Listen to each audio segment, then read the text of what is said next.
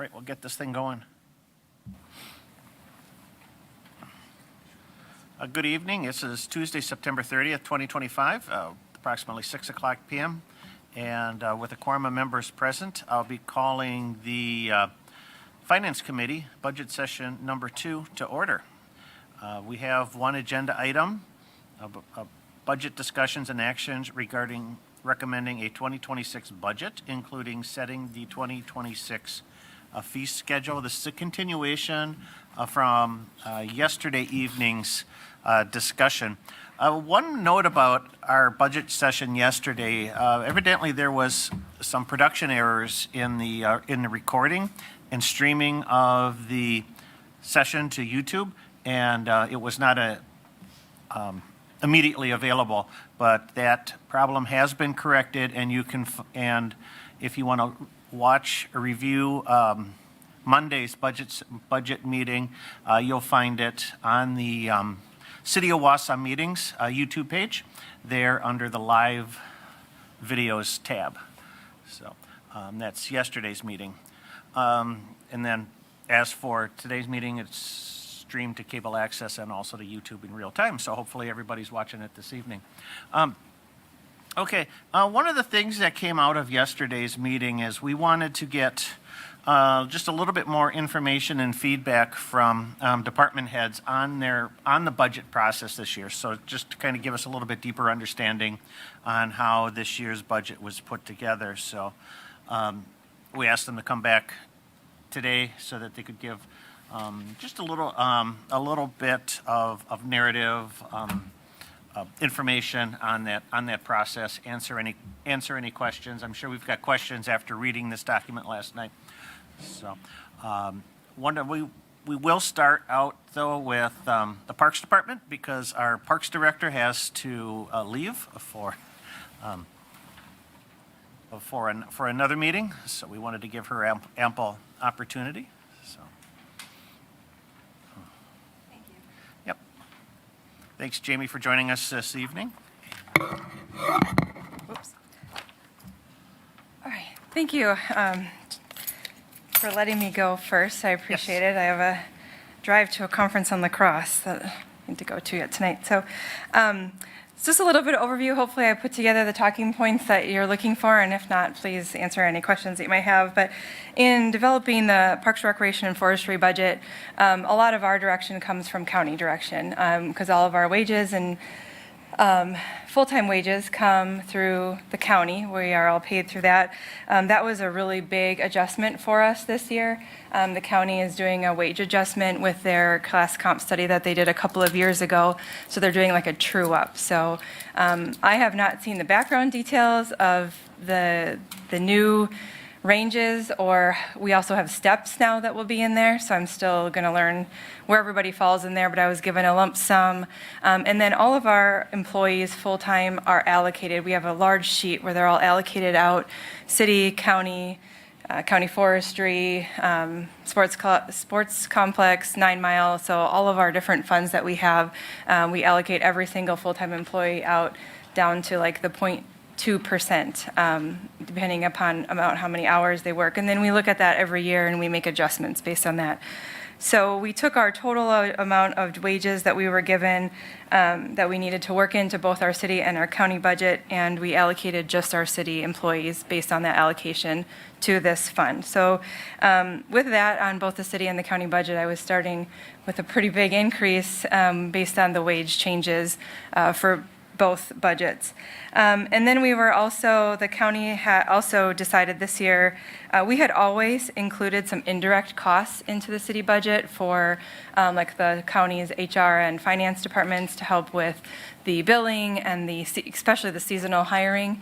That was adjusted a little bit this year, well, quite a bit this year, into the city budget, where the county finance director had done some different allocation changes and gave me a different dollar amount to put into the budget. So that was an increase to the city budget, was our indirect costs, and most of that does come from our seasonal hiring. We hire about 180 seasonals a year, most of them in the summer, and it's a pretty big lift for our HR department. Then we also had IT increases for emails and workday requirements, and another pretty large cost to our department this year was the implementation of Cartograph, which is our asset management software. The IT department started with my department as well as facilities and capital management on the county side, and then our allocation gets split 50-50 between the city and the county. The more departments that come onto this system, the more that cost for that program is spread out. But then to offset the wages, the county direction to us was to increase fees by 7.5%. So we did increase all of our fees 7.5%, with a few minor adjustments, like our pool passes came to the City Parks Committee for discussion. We increased those based on that discussion. But that increased our revenue by quite a bit. So we increased our revenue to offset our expenditures somewhat with the wages.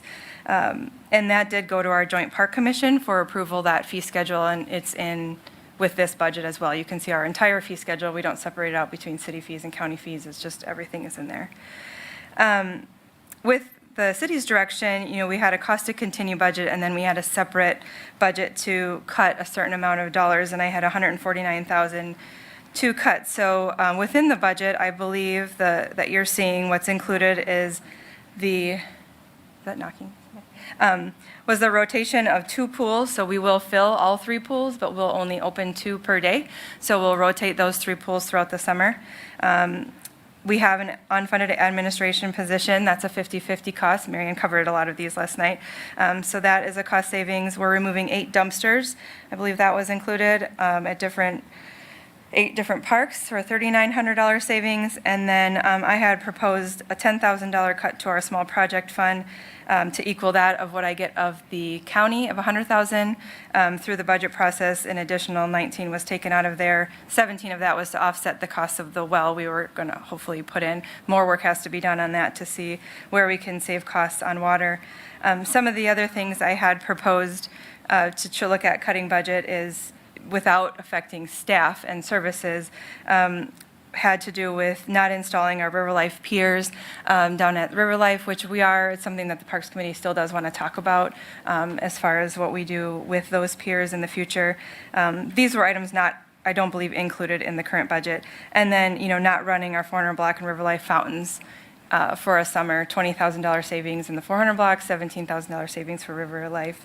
Now, those are also out of the 400 block fund, so some of that's room tax, so may not be specifically levy impact. And then a potential urban forestry fee, which is another conversation, I think, for a later time. So those are the things we use. And then as far as we looked at our budget specifically, we were already budgeting really tight, but we really looked at every line item to see where we were at last year, where we are currently at this year. And we were able to reduce some utility costs. We had over budgeted last year because we had the year before, which the increase of the water rates, sewer rates increased mid-year, so we didn't quite know where that was going to land. We had overestimated. We can back some of those off. Some of our supply costs we really backed off as well. So we were able to try to cut as much within our budget as possible to get to a minimal increase, but most of our increase, the bulk of it, comes down to those wages, offset by those fees. And if I could just add one thing, and that is, we had basically 2 different classifications, the way we were treating our other entities that are doing work on behalf of the city of Wausau, which is the Parks Department, because it's really their park county employees, and CCITC, which again is not a city department. And so with CCITC, we were considering all of that contractual services, but with parks, we were considering it payroll. And so it really, to me, is not an accurate representation of the relationship that we have. It is a contractual service. And so for the 26 budget, we moved their payroll out of the payroll line items and moved it to contractual services. Mm-hmm. And I guess one of the benefits of that is really to look at trends. And it would kind of screw me up all the time when I was trying to look at things, like you would look at our total health insurance for let's say, the general fund, and I would think, why didn't it go up 9.5%? It should have gone up 9.5%. That's what we said the rate was. Well, that's because there was a huge group of employees that weren't on our policy, and so it would skew results. And so this way, number one, we're representing it correctly because they're not our employees, and number two, those trends will be more evident. So that is a change in classification from previous years to the current year, and then now it is consistent with how we treat CCITC. All right, thank you.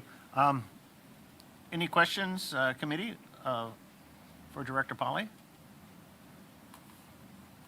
Alder Henke? Yeah, thanks. Thanks for coming up and talking to us. I just wanted to, felt like I pushed this a little bit. So Mary Ann did a great job yesterday, and I just felt like this was, I wanted to give everyone an opportunity to say anything she might have forgot or that they wanted to add. So thank you for coming back today. Yeah, I think it's good to hear, when you're looking at the cost cuttings, what the real effect of these cost cuttings are going to be. So with the reduced pool schedule and the dumpsters and the piers over at River Life, et cetera. So Alder Watson. I just wanted to confirm that I heard you right. So I think $20K for not running the fountains on 400 block, right, for summer? And that's not in this budget, right? Correct, it was Okay, that. so they're like, then they won't run next year because there's No, they are funded in the budget right now. That was a budget measure that I proposed, just we had to propose a whole bunch of Yeah, things, and then the mayor and Mary Ann, took those, and we all sat down and kind of talked through them. I don't believe that the fountains are included in this budget as taking out, it's not running, so they are currently budgeted for and will be operational. Okay. I was just getting confused because I heard the dumpster removal from 8 parks, Yes, and that is included in the budget. so that won't be removed. They will be. So the things that are included in the budget, I can go over those again, is the $30,000 reduction from the pools of not running 3 pools every day. Half of an admin position, which is roughly 44,000. Removal of 8 dumpsters, which is 3,900. And then the reduction of our small projects funds by 29,000. Okay. So you were telling us a few other proposals you put. that Yeah, are not. other things I had put forward that were potential, like, I have a hard time with the small projects one. I think we have a solution that we can work with going forward on that, but that's just deferred maintenance. The more we don't fund that one, it affects our maintenance of our parks, when there are some other options where they don't affect maintenance and people. But I think, talking with Mary Ann, I think we have a solution for that. So these are just other ideas that we had thrown out there. Cool. And I guess I want to be sort of on the record that I would really like to fight for that third pool to keep open, and 30 grand I think we can maybe find, but I'm not sure about just some of those fine, like, can we use it in this fund, from this fund? So I really want to just put that out there that I'm thinking about it and hope all of you agree. So thanks, Jamie. Yeah, thank you. Okay, yeah, maybe we can put a pin in that as we continue discussion. Alder Tierney? And I agree. Thank you, Jamie, for all the hard work that you've put into it, especially since you have to balance this with the county and the city. So you've kind of got a double hard job. I agree with Alder Watson to see what we can find to keep that third pool open. The kids don't have a lot to do in summer around here, and a lot of them don't have the ability to go to another pool.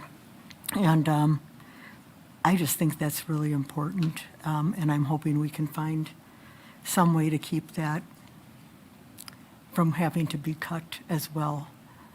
But thank you. Yeah, thank you. Jamie, I got a question for you. Since you're planning to reconstruct the roadway on down to Memorial Park, would that construction affect access to the park and subsequently access to the pool? While we do the construction, depending on timing, it could have some delays in there. I mean, if that pool, if we are opening just 2 pools at a time, then we would just rotate Memorial Pool to be closed on those days we're doing the work. I think it's just a matter of coordinating the timing, but it shouldn't shut it down for a long period of time. Okay. Because we still need to keep it open for the boat launch and the ball fields too. So it's more than just coordinating with our services, we'll coordinate with all the user groups that are down there as well. Yeah, there's a lot of stuff at that park. Yeah. Okay. Anything else? All right. Well, thank you. Thank you. And then we don't have a particular order, I guess. If any, so who wants to fight Good evening. evening? Just want to run through my budget. So, economic development manager is recently filled, so that kind of changes around some different things. But so, what my department runs, I really break them into divisions. We have the economic development, planning, community development, and then WAM, or our public access people. Also, as part of my role, I am the executive director of the CDA. So one of the things in getting into this role, realize that I'm spending more time than's being allocated to the CDA. So as part of this budget, going from 5% of my time to 7.5% of my time allocated to the CDA. And the plan is to jump that up to 10% next year. So right now, 2 hours of my 40 are allocated. It'll be 3 this year in the 26 budget and then 4 in the 27 budget. In terms of reductions, there's not a whole lot. We don't build a lot of things. Some of our stuff is within the tax increment districts, but biggest thing was marketing reduction of 10K. We also had some reductions in supplies, equipment, travel, training, professional services. And really where I found those are just looking at budget actuals. So where we had more budgeted than we've been using in the last couple of years, looked at reducing those amounts. I don't know if that's necessarily sustainable year to year. Just looking back, when Director Brodick went and left in July of 24, I think we have 23 days where we were fully staffed as a department. So with that comes some reduction in necessary training, supplies, and things like that. But if we're looking at 26, I think confident that we'll be able to get by with that. Additional things outside necessarily my budget were some signage costs. Work with the mayor for, I don't know, probably 9 months now. We've been looking at replacing, one's right outside the building here, the older Welcome to Wausau, replacing that with the newer brand. I think Mary Ann has that coming out of the Economic Development Fund. So that's a one-time use from that fund. Additionally, out of some things that were funded out of CIP, the comprehensive plan will get started in 26. We'll be doing the parking at Athletic Park and River's Edge Trail by Winton. So, Yeah, and budget is on page 131. Yeah, that's where I'm not finding it. happy to answer any questions.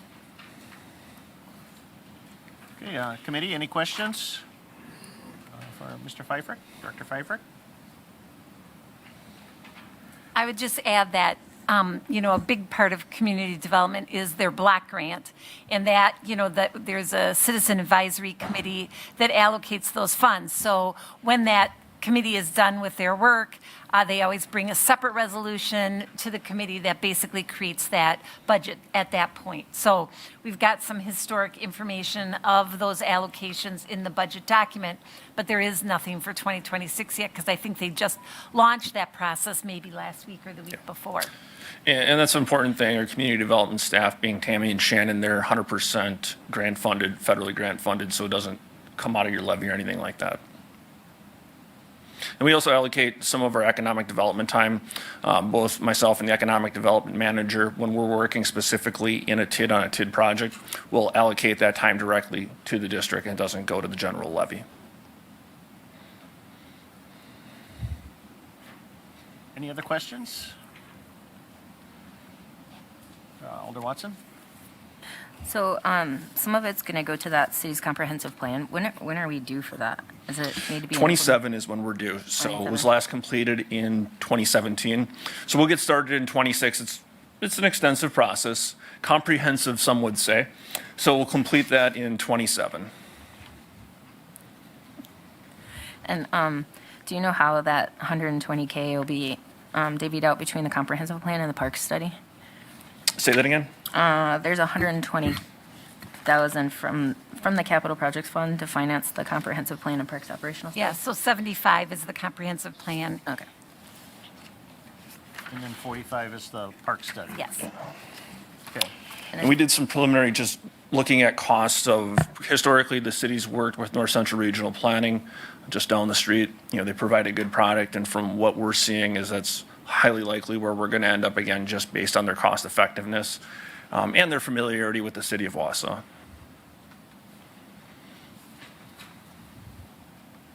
Thanks. Any other questions?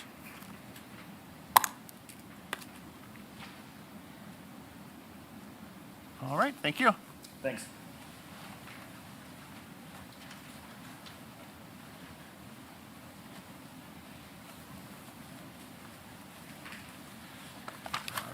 Good evening. Good evening, Chief Barnes. Well, we have one of the larger budgets and amount of staff that exist within the city of Wausau. One of the challenges that we face is something called maintenance of effort, which prevents us from really looking at a reduction in staff, in sworn staff, to be able to solve budget-related issues, because there's a penalty if we were to reduce that. So the challenge for us was, what can we do to reduce our budget, aid the city? And I had two goals for our staff. We utilized both the leadership team at the police department as well as meeting with our union to look at what these cuts would be with two challenges. Reduce the budget to where the citizens of Wausau wouldn't be saying in 2026, like, we used to feel safe, or we used to have a good police department before the 26 budget, and also that the staff of the police department wouldn't feel that they used to work at a great place and they don't anymore. And so we produced a cost to continue budget to provide the exact same services in 26 that we did in 25.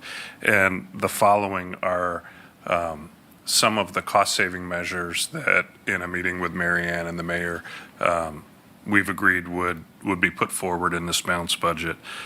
We have an honor guard. We won't add to it, or and that expense generally is travel for them if we're going to funerals for other officers out of town, or primarily the uniforms that are very expensive that they wear.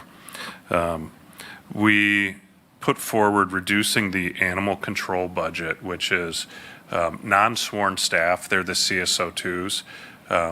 If we fill every hour that would be available for us, that would cost somewhere between $75,000 and $80,000, and that's been reduced to $20,000. Ultimately, what that means is we will provide less hours to those employees. That's a little bit of a awkward situation in so much as they do some revenue generation for us, and there are times of year that we want more of their hours than we do otherwise. If we come to find out that we need more of their time in order to be effective, there are some solutions to that don't affect expenditure restraint. So the surplus of animal calls will be picked up by officers, and I can tell you I spent many years at the police department where we didn't have an animal control team of individuals, and our officers handled that. So I'm confident that we can continue to do that. Also looked at our non-dog stray contract, otherwise known as the cat contract, because 98% of the animals under that are cats. And currently we budget for about 200 cats per year. Some years we come in low from that. I don't know that recently we've hit 200, but we opted to cap that contract at 150 cats. What that means is when we've taken 150 non-dog strays to the Humane Society, we won't take any more until the new fiscal year.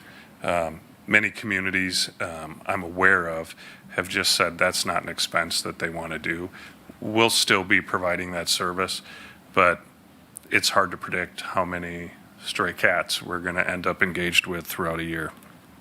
We talked a little bit last night about radio deferral, how we need 100 radios. They have a lifespan of 10 years. If we replace 10 a year, we just get on a cycle.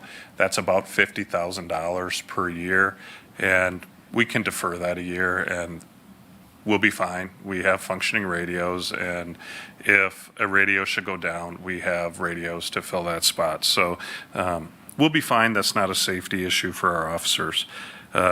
Next on the list is eliminating Guardian Tracking, which is a communications and feedback software that we've utilized for many years with our officers. We have other ways to be able to communicate and document those communications, so that was a savings of $4,500. Historically, at different times, the cost of ammunition for our staff go up based on supply and demand and different issues taking place in society. So one of the things that we had done is purchased enough ammunition that we have a 2 to 3 year supply, which would allow us to ride out peaks in the cost of ammunition. So we have enough ammunition to get through 2026, do all of the training with no reduction in firearms training. So that's a one-time deferral. We can leave that money out of our budget. It probably challenges us a little bit, that comfort of having plenty of ammunition on hand won't be the case by the end of next year, but I'm confident we'll still be fine, and it won't impact the ability of our officers to shoot or be proficient with their firearms. Recruitment supplies and costs, we cut by $3,000. As it looks in our forecasted retirements for next year, we won't have to do any recruitment. One of the anticipated retirements is already filled, as this council allowed us to hire in advance for an individual that's on a year deployment. So we've already hired. So the first retirement, it fills that slot. And the second one, you'll notice that later on down the line, I'm sorry, it's not on my list here, but our anticipation is to leave one of those positions open for a period of time, that second one that we're anticipating, because that's how we afford those unfunded liabilities within our budget when we have retirements and payouts of sick time. And historically, that's how we've covered the cost of that. So clothing and uniforms, we budget annually. It's averaged about $15,000 a year, and that's for when we hire new officers, and we have to provide them with their first round of uniforms and equipment. We don't anticipate having as many officers to hire, and one's already been outfitted at this point, so we were able to reduce $10,000 out of that $15,000 line. Clerical position vacancy, we have a clerical 3 position, which we've received a retirement notice already. That'll take effect in December at the end of the year. And we're to save $41,500. We'll leave that position open through June. That's not going to be fun, but we'll be fine. Like, we'll make it work. And so investigative supplies at $5,000. We never know what our costs for investigations are going to be or which investigations we're going to do, but we feel confident that we can find dollars elsewhere within our budget if some of those expenses were to come up or we need some equipment for them. And then lastly, we have reduced CSOs by $40,000. The budgeted amount to provide cost to continue CSOs for 2026 was about 80. So that's a 50% reduction. And I really enjoy these young people who are college students for the most part, and we get to give them an exposure to law enforcement. We get to recruit from there. It's a want, not a need. They provide us a service, and we get to engage with them. Instead of having 12 to 14, we'll have 7 or 8, and we'll still be able to provide the necessary law enforcement services at special events and in our downtown. There'll just be less yellow shirts at some of those events. So that's the end of the reductions that were accepted and agreed to. I'll be more than happy to answer any questions. Alderman McElhaney? I'm very disappointed with the humane officer thing. I don't even know what to call it. HR committee had no less than 4 votes that with the Wausau Police Department presentation because of the public backlash of going this way. And I know myself and I know other council members went to their residents touting that this would be better coverage.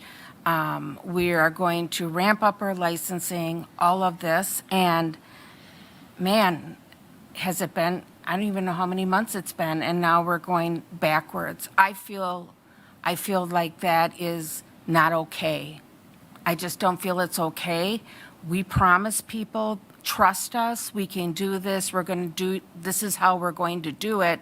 And now we're going back to where it was in 2014 and 2015 with dedicated, with the law enforcement officers doing this. So I hope we can look at that because we promise people. Well, I appreciate those comments. To be clear, from a department head standpoint, and I think I can speak for all the department heads, like, this wasn't fun, okay? To be asked to take your cost to continue budget and provide great service to the best of your ability to the community, but do it within the parameters of the dollars that the city has. And so they were hard decisions, and none of them, I mean, I can have people argue every single one of these points, and they wouldn't be wrong. But what I can tell you is, in that lane, Alder McElhaney, like, you as a council have choices to make.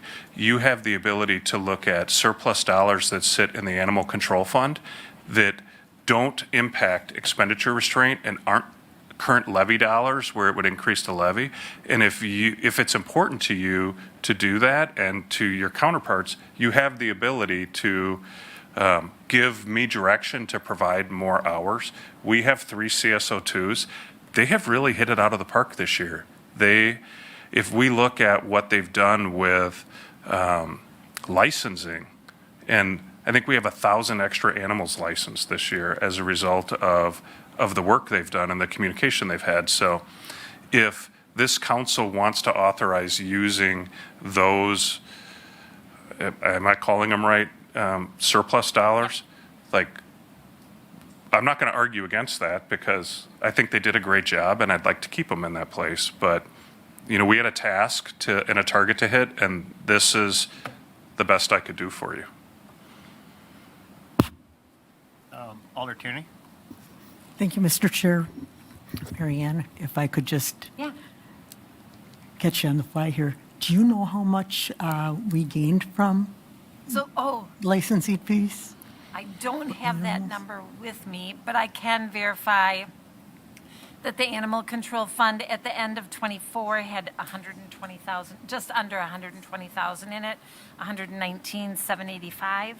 And that was built up because, for example, Matt's comment about humane, if he budgets, let's say the contract is going to be 60,000, we have a balanced budget, so we're assuming that 60,000 is going to be spent.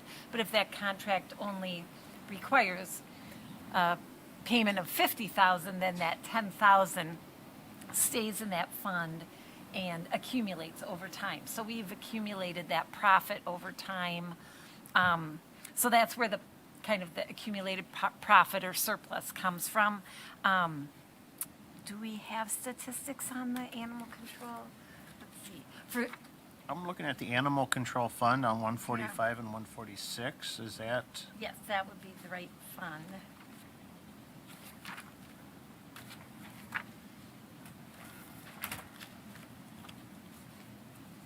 So, and this would be 24, so not 25. We didn't report on 25 yet, but we could definitely look at that. So Mary Ann and I had a Get that conversation, information like, it might not get us all the way to where we were at, where we're budgeted for 60 hours per week, but it might budget for 50. You just have to be willing to use the savings account as opposed to the current paycheck to be able to cover the cost of that. But I can't speak highly enough to the work that they've done, and we've been very pleased. I guess my thoughts is if there is excess dollars in that fund, that we need to look at this, because as Alder McElhaney said a year ago, a lot of people were concerned about the loss of the humane officer, and we did promise this, and I believe we sent CSOs even for training on this. Is that correct, Chief? Because we had talked about that at the time. That's very timely you would say that, because just this week we have 2 excited CSO2s that are now certified humane officers and have attended and successfully completed the training. So again, they're doing a great job. Can't speak highly enough about them. And if you do look at on page 144, it looks like, last year our revenues were about 86,000 for 2024. We're projecting 97 this year. So you can see that increase on that report down at the bottom of the page. And then we anticipated 90,000 for 2026, taking a more, kind of conservative approach on our revenues. But we are, it looks like, expecting to see results as you're disclosing. Right, and it would sure be nice to be able to see us getting back to the 2021 and 2022. And I think that we'll go backwards on that, definitely without having some sort of consistent animal control, I guess, dedicated animal control hours. So I'm hoping that we can find some more hours so that we can utilize the education that some of those CSOs just got and fulfill our promise to the community. So that's something I'm hoping that we can do. Thank you, Chief. I don't know what that process would be, Mary Ann, is that, I was just thinking, I guess the workflow or the process is, the mayor has submitted his budget. It's really now the finance committee that makes a recommendation to the full council. So if you want to modify the budget and make a recommendation on that, you certainly, I believe, have the power to do that. I think the So, key to that some- would be that it's utilizing those surplus dollars, not levy dollars. Right. Because, again, if we increase expenses in the general fund because of that expenditure restraint, then we have to decrease something else. So Right, it's right. not always dollar for dollar. Right, but when you started talking about surplus funds, I started going, there might be a situation that we can change here. So it's, like I said, it's a thought, and it's something that I'm expressing that I really hope that we can do something with, because I think, again, we need to fulfill that promise. We have gentlemen that have gone through this training, and it's community service that I think we really need to have. So that is my thoughts. Thank you. Alder Watson? So just for, I guess, my education about the expense and stuff. So let's say, because it looks like there's a gap about 30 Gs, right? Between what the department requested for animal control fund and what was recommended, right? So from what I can tell on, and again, if I'm reading it right, 145. So we have like 9719 in the fund right now. I'm looking at on page 145. That's projections, I'm guessing, because we don't know exactly, because Right. we're not at the end of the year. What about 90 Gs? So if we wanted to like redirect 30 of that, that would come into our expenditures. Yep. And you're saying we'd have to then remove, We would not, because this is outside the general fund. okay, So if you're taking it out of reserves, you're not using levy, and it's outside the general fund, so it falls outside of that expenditure restraint computation. They're non-levy dollars. Right, because they're non-levy dollars outside the general fund. So Just that- to clarify though, because you threw out some numbers and I don't have them in front of me, but Yeah. I don't know that they're accurate. In order to provide, well, there's a whole story behind that one, Okay. but the fact of the matter is, in order to provide the exact same services that we, you need to, they projected how much does it cost, but we didn't have CSO2s hired and up and moving. There were months of the year where there was zero cost. So in order to provide 12 months at 60 hours a week is roughly $77,000 to $80,000. so not quite like from 2024 actuals. That was like more 90 Gs. So it would be like 60 or 70 Right, for the grand? total. I'm saying in order to provide that is about 80, we budgeted 20. If you wanted everything to the max of 60 hours a week, you would need to take $60,000 out of that reserve fund, animal control reserve fund, in order to do that. Looks like we've got some money though. I'm Yes, sorry? We got 90 Gs in that thing, right now, so. You do. Yeah. So, okay. I guess my other question too, I mean, I guess the point I wanted to make is sort of along with what Alder Tierney was saying. I mean, I think we had our humane officer back in 2023, right? And we generated $133,000 in licenses and permits. So, I mean, there's obviously a connection between how much we can focus on that and actually licensing our animals in the city, which, I mean, there's so many benefits to that, right? So I think, I don't know if that's possible to like redirect some funds to fully fund that, what you need to provide that service. I think I'm on board on that. I wouldn't argue against it. So I'm just trying to wrap my head around the CSO2s. So we had 3 CSO2s working up to 60 hours a week, correct? Right, they can't be more than 0.6 FTE Yeah. each in their capacity. So we had budgeted by resolution when all these changes that Alder McElhaney was referencing, we came up with, it funds 60 hours of CSO2 hours in animal control per week. We hired 3, that's 20 hours Okay. per person, if that makes sense. Yep, no, that makes sense. And then, so then for 26, where are we cutting a third of that? Or are we cutting one of the CSO2s, or how is? The current budget, as it's presented here with these reductions, would be a reduction in those hours by 75%. By 75%. So, Yeah, just to make this more complicated, because if you remember, the timing of this animal control change was like during the budget process last year.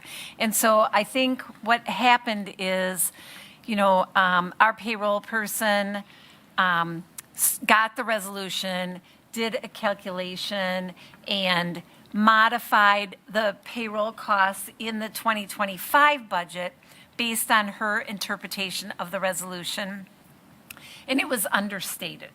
So, and that came to light maybe a month ago when the police department, was analyzing their budget. And as Matt said, it really doesn't appear to be creating a problem for 2025, at least to date, because he didn't get those people on board until late into the budget process, because they didn't start working until March, let's say, something Right. like that.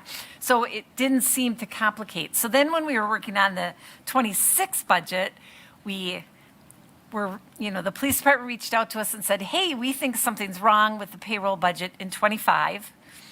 And so we were communicating on that. And then the payroll person who was calculating the 26 budget looked at the hours that were invested to date in 25 and said, oh, I'm going to predict the same type of activity for 26. So then it was basically understated again, because she used, again, the late start. And, some of these people, when school starts, their work schedule isn't always 100% 20 hours a week, because things happen. Right. Or they leave, blah, blah, blah. So this is kind of how this whole thing got complicated. I would be comfortable saying the budget allows for up to 60 hours per week on average over the course of a Right. year. There are times of the year that we might give them more than 20 hours a week, but it needs to come in under that 0.6 FTE and within budget. There are periods of the year where I want them working more hours because it's licensing season, and is it April 1st, or there is a date during the year which you can't issue a citation for failure to license prior to this date, even though the animal should be licensed at that point. So we schedule them appropriately to be able to accomplish our priorities at that time within animal control.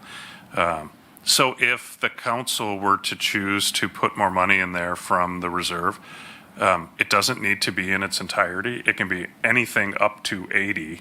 Right now it's at 20. If you doubled the 20 to 40, we're just going to average 30 hours a week. If you want 60 hours a week on average, then it just needs to be 80, and that's the difference, that's $60,000. So we are prepared to work with whatever, however the council prioritizes that work. And right now, it looks like for 2026, I mean, expenses for animal control is 98,201, and revenues we're anticipating at 98,201. So it looks like this is budgeted to be Balance. balanced, revenue neutral. Right. So if animal control can increase revenues, that would beg the reason that we could increase their hours then. I mean, I think, It's like a chicken and egg I think sort of thing. the more animal control hours, the revenue is obviously, can be impacted by that. But I wouldn't feel comfortable telling you that, that it becomes an enterprise fund in which enterprise-like, in which their wages, their additional wages are covered by additional revenues they bring in. I don't think that would be the case, but a percentage of them would be. Okay, yeah. And I think Else? there's services like that where we know that's Yep. going to happen. But then you have to look at how important that service is that we're willing to do that. And there's other services like that in the budget too, but sometimes you have to put a priority on the service and what it does for the community. Just my take. Thank you. Anything else? I think that gives us a lot to think about. Thank you. All right, thanks. All right, next. Well, since we just had police, we'll let fire come up next, so. Why not? Yeah. What's that? I said it looked like you were looking around hoping somebody would get up before you. Well, I kind of was, but this is good too. Good evening, Chief Cops. Good evening. Thanks for having me up. So I do have the list in front of me. I think Mary Ann did a fantastic job of covering a lot of it last night, so I'll kind of skim through and answer any questions that might arise.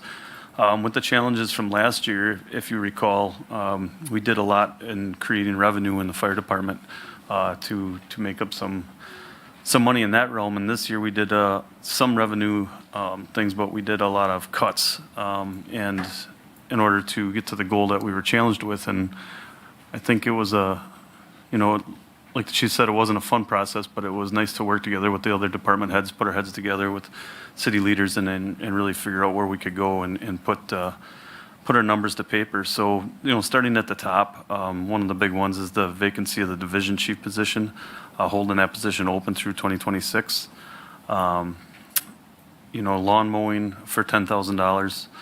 And then there's five line items in the budget that we were able to make some small cuts out of different lines to equal $94,500. And in the administration budget, we were able to cut $37,000. In the EMS budget, we were able to cut $10,500. On the fire maintenance budget was $25,000. And the fire inspections budget was $2,000. And then the fire training budget, it looks like we were able to cut $20,000. When it comes to EMS billing, you see that line there that we adjusted our billing rate. What we did there is contacted our billing company, asked them where we were in the state of Wisconsin as far as how we bill. We were right in the middle, pretty average as far as how we were billing our customers. And we took their recommendation of where we should go with our billing, and with that recommendation and their estimated increase would be about $120,000 based on what we recover in EMS billing and our call volume. You'll see the 2% dues increase there. We get a little bit more money in 2% dues this year than in past. Same thing with the GMT money that Mary Ann did a good job of talking about last night. The ladder truck, that's a tough one. It's one of the most expensive vehicles in the city, I got to believe. I don't know that for sure without talking to DPW, but I know it's a very costly truck. So, trying to do different things to maintain that and push it off a little bit. And then again, with the ambulance, delaying an ambulance purchase, that's one of the areas we've been very fortunate in the last couple of years. We have 2 new ambulances, and we are scheduled to purchase another one in 2026. So, we were scheduled to purchase 2. So hopefully we can get by with just one. I know we can, and take care of business that way. So that's kind of the long and short of that real short list, or long list, and I didn't want to spend too much time talking about each individual item unless you all had questions. I think you all see the same thing I'm looking at. Questions from the committee? Alder McElhaney?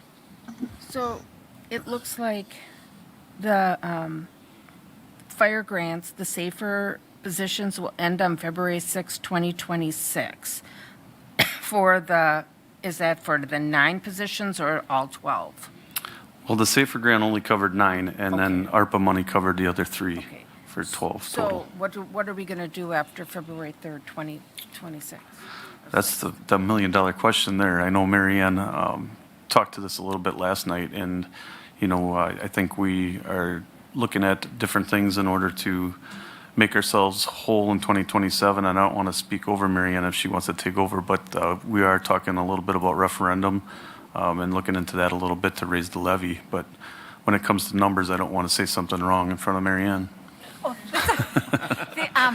In the PowerPoint, I put it in your box. I think it's on page 8. The page number is like teeny, teeny, tiny over here.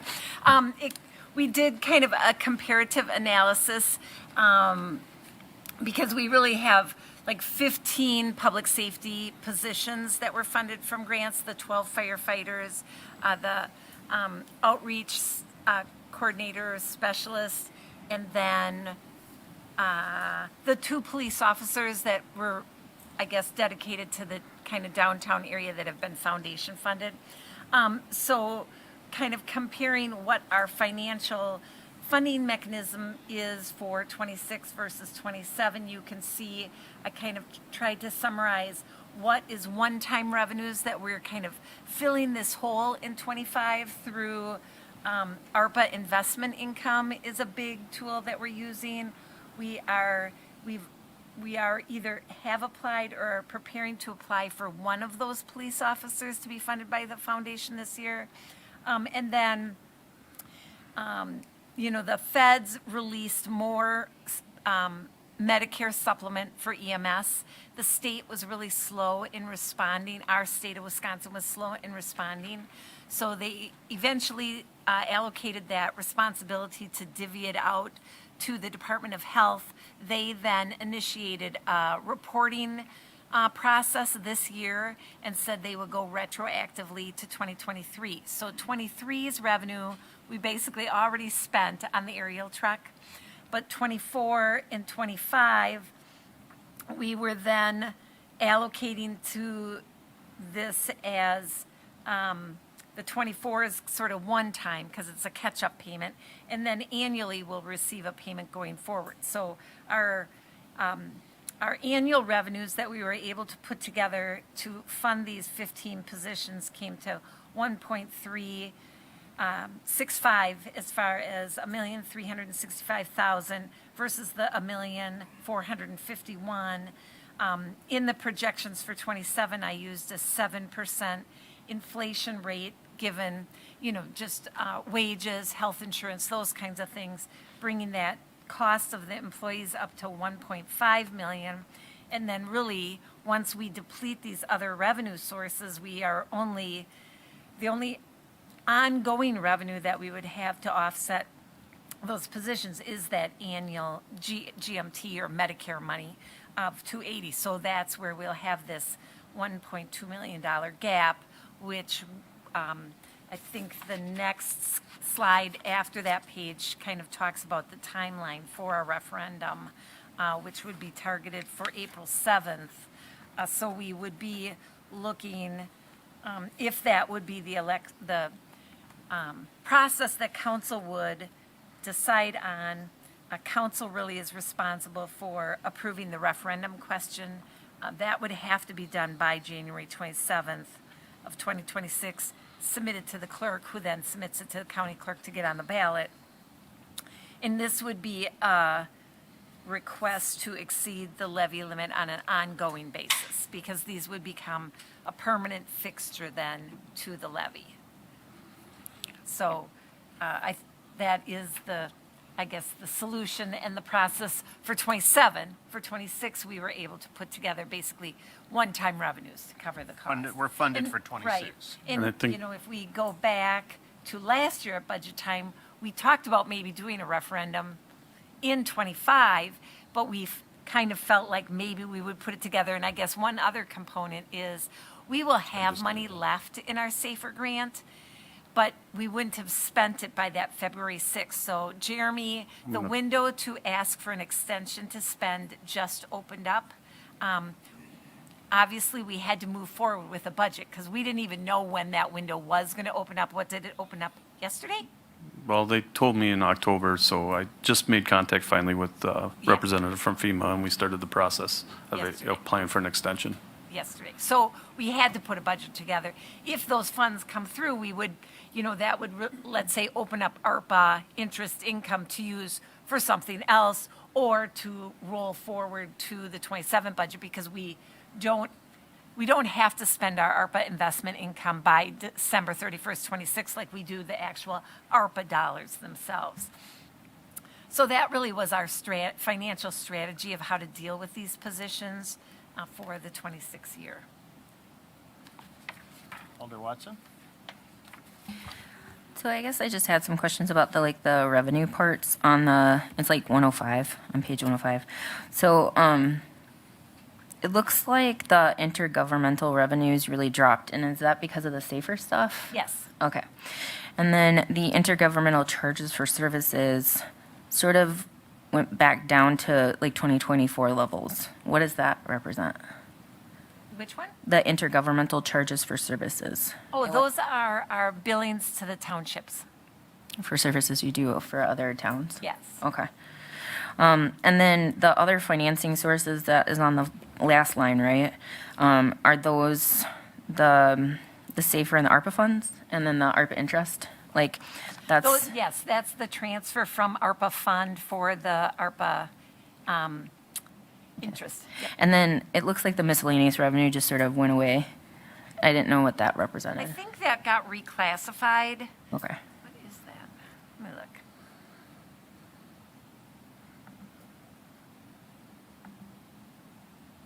I know putsy stuff, but it makes more sense when I know what it means. Yeah. Oh, that's donations. That's the big donation. So obviously, last year, I think you got some other donations because it was the startup of the community care. And I think we've kind of moved that to public charges for services because we're really track it providing easier. that service. It's not really a donation now. So that was the community care paramedic was. Yes, so that there was- right. That was donor funded. Right, and there were, you know, like funds that were donated to do the startup of the program. And then now Aspirus is contributing a certain component every year, and that we're considering like a service charge because we're providing that service sort of on their behalf or as a, Yeah, that's a 3-year program. We're Yeah. 1 year into it. So that would be up in that public charges Yes, for services. yes. Maybe that's why I Yep. went up there. Yep. Okay. All right. Thank you. Anything else? Chief, you mentioned that we were deferring the purchase of the aerial truck for 1 year. I mean, I know our existing aerial is getting close to its time of, I don't want to say expiration, but, you know, its age is at the point where you can no longer be certified. So we still have a long enough window for that if we wait a year, or?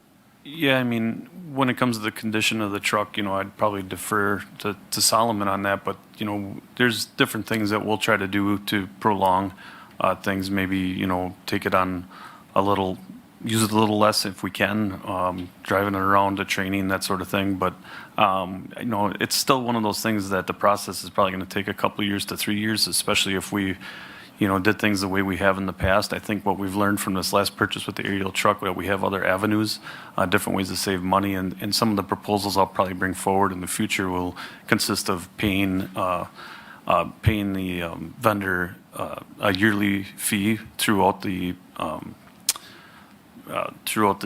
year 2 or 3 that they're developing the truck to save money. And they do pretty good cuts on that to the tune of $90,000 in some cases. So, you know, I'm looking at different things. I've also got a FEMA grant out there asking for funding towards a new ladder truck. You know, that's a tough one to get just because our fleet isn't as old as it was back when we got the grant to purchase this truck through FEMA. But I thought it was worth another try. So that grant is out there along with some other grants. And, you know, I'm happy to report that we just landed 3 grants in the past week also, but they're not towards fire trucks, but they are towards equipment and different things that we need that we won't have to use some of these other fundings for. So, you know, we're having some success in the grant world right now too. I suppose with the new ladder too, that'll take some of the pressure off this aerial. For sure, because it's been being used, you know, double times, you know, for the past year, so. Okay. Any other questions? All right. Thank you, Chief. Thank you all. We'll move on. So, I was going to suggest DPW. You got our Public Works. We got I know that's a awful lot of stuff here. Right after fire. Hey, good evening. I did hand out a handout just kind of highlighting what I'm going to go over just so you could follow through. And in general, you know, the Department of Public Works and Utilities has seven different divisions. So there's quite a bit to go through when it comes to the budget. 2 of those divisions, water and wastewater, are under an enterprise fund, and so those are self-funded. So really probably a lot of what we're going to talk about. I'm happy to talk about water and sewer too if you have any questions, but we'll be those 5 divisions which are under the levy. We had each one of the superintendents and managers of the divisions go through, and I met with every one of them to find out where we could reduce expenses. Kind of have them highlighted here as far as what some general expenses were. General deductions for facilities, you know, mainly supplies, so that was about $5,000. Engineering, we had some one-time cuts. Probably one of them was deferring the surveyor or the survey equipment replacement. Typically, we have a budget to replace and keep our survey equipment up to date. We deferred that through 26 as a one-time deferral, expecting that back in 27, so we can get back on track for replacement of equipment. And we also had a surveyor that is vacant position right now. We propose to have that vacant for half the year. So hopefully look at hiring somebody in July of 2026. And so that's a one-time deferral as well at this point. We don't get the full savings by having that position vacant because we do have to contract services, you know, for some of that work. So for GIS, it's a smaller budget. We didn't propose any expense reductions there. It's mainly for our contracts with GIS, ArcGIS, Esri, things like that. Streets and maintenance is probably where we had most of our expenses reductions. We looked at our storm sewer, our non-street work. Costs were reduced based on looking at our inventory, what we have, what we're projecting for projects in 26, and reducing our expenditures for buying materials and budgeting for those, knowing that we expect to have enough materials and to cover the projects that we're going to have in 2026, at least the predicted ones. You know, we do every once in a while get these projects where we have sinkholes and stuff where we might have to contract out. We did reduce contracted services as well, based on our motor pool, our maintenance mechanics. We feel that we can, hopefully moving forward, do a little bit better job, you know, doing more in-house. Again, our equipment is newer as well. We're getting that turned over as well. So we felt comfortable reducing some of our contracted services. And in the motor pool, we had cost savings with the new contract to keep fill with the fuel, the gasoline and diesel that came a couple months ago and was approved by the city council. we appreciate that, so we reduced our fuel budget, and that, along with the costs that we have, we feel we reduced that by $70,000, so that, and we feel comfortable with the funding that we have is going to carry us through 2026.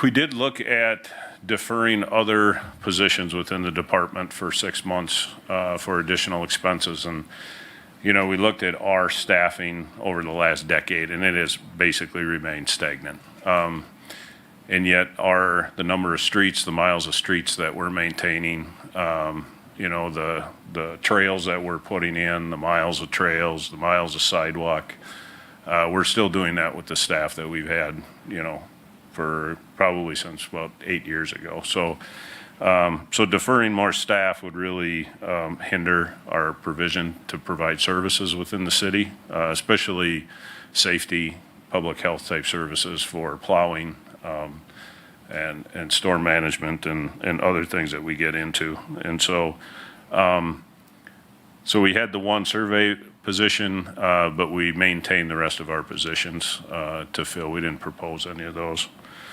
Inspections and zoning, as of September, we were ahead of our budgeted values, I think by 125,000. Mary Ann, correct me if I'm wrong. We made adjustments to the fee schedule for additional revenues, and really that was based on our neighboring communities, you know, comparing our fees, and we were low in quite a few different areas. So we didn't come all the way up to them, but we definitely increased our fees for that. Another one we added in for alley clearing. You know, with all the alleys that we still have to maintain within the city, there's a lot of properties that have encroachments, so they're overgrown, or people build stuff in the alleys, you know, grass alleys and stuff that we're trying to maintain. And so we provide them notice, plenty of notice actually, a couple different times. And then if they don't do it in the past, if they don't take care of the encroachments, then we would abate it, have a contractor come in, but now we're going to notify them, and it'll be just a straight flat service charge to them if they don't take care of it. We're going to go down that entire alley, we're going to clear it, open up the encroachments, and each property that doesn't take care of their situation, we will just bill them for. When you say encroachments, that's like overgrown brush? Correct, yeah, it can be trees, brush, not stuff that's growing in the alley, you know, unless they've planted it, but like trees that are on private property that are growing over. In like that 18-inch easement area? Yeah, correct, yeah. Yep, and so most of the time what happens is when we get complaints about alleys, that we have to go out and make improvements to them, right, so they can be passable, and there are a lot of times the encroachments don't allow our equipment through there. And so, so then we have to widen them. We have to take time to go out and mark the right of way, so our staff knows where to clear up to, and yeah. So we're going to be kind of on a maintenance schedule from now on. That's going to be kind of winter work for us. When the ground is frozen, the equipment doesn't do damage to the alleys, you know, when they go through, so that's an advantage too, so.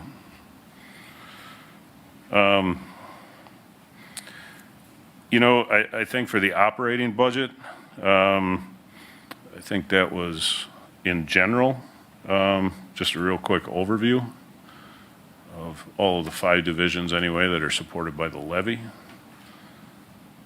I also have a couple of things to talk about on the capital budget if you don't have any questions on the operating budget or revenues potentially. Alder Watson? Just a question. I was looking at your stats, like over the years, and I'm like so it's on page 111 to 112 in the budget. Like, I know we've been sort of lucky on snowfall, but I'm sort of concerned. Like, I don't know, what did you use for your guesstimates on that? Like, were you using, because like 2020 we had 105, I'm guessing inches. Oh yeah, inches. And like over the last couple of years, it's just been half of that. I mean, Right. Yeah, I mean, you know, a lot of it, what we do is we just kind of average over the course of the last 3 to 5 years, you know, and try to do a little bit broader picture. You know, we had really talked about our salt usage. We have really come down in the salt usage, right? But I think it was just a couple years ago or 3 years ago, we spent that entire budget. So we were a little bit nervous about reducing that down. We had talked about taking it down $45,000 or $80,000, right? But if we do have a bad winter or ice or anything like that, I'll probably be right back here, asking for that money again. So it was nice we were able to come up with a balanced budget with what we proposed. And not have to do that. So I do feel comfortable with our winter budget. And lots of snow and things like that, affects the motor pool and our gas and those types of things. But you're right, we have been very lucky probably for the last 3 years. Yeah. And I mean, worst case scenario, we can always readjust it, like for hot mix, right? Next time, like if we have Correct. extra on the budget. Okay. So my other question too was like, it looks like the amount of events that you've supported over the years have gone up too. Do you get fees for that support? The amount of what? I'm sorry. Events. It's events Oh. you supported. I noticed there was like a block party fee, but I didn't know because Yeah. there's a ticket, for some event. So. Yeah, we don't charge back for setups or anything like that. And